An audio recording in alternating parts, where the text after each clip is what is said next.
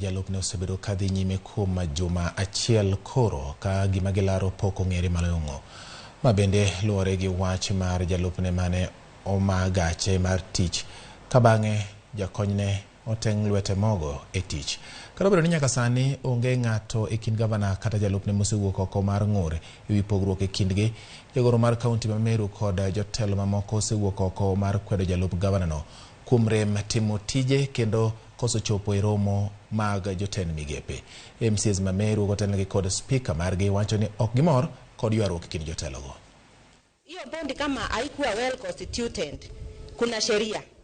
Na sheria inasema ya kwamba yule yeyote aliweza kukua vetted na hiyo bond na waliona it is not well constituted, hata wao watakanyanga nje. Kama bondi itaenda, kila mmoja mwenye alipitia kwa mikono ya bond pia yeye atakanyanga nje. Sisi kama MCAs we feel this is a government sponsored thing. I think it is a government, the Meru County government, that is doing all this work through the county secretary. Sisi kama MCAs tutarundi na tutaangalia sheria na in a way we'll seek to be enjoined there. If the county secretary says that the county public service board is not well constituted, that means that mwenye alipitia kwa hiyo board yoyote yule, including yeye sasa, hayuko halali kiofisi.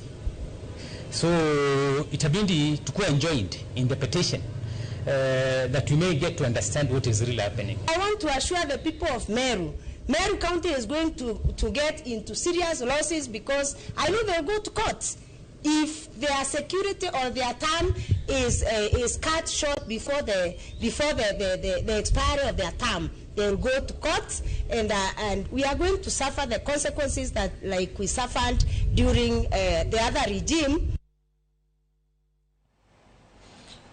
Oweregi motimore Meru, bilai kar chung'ol bura ma Mumias e kaunti ma Kakamega manyo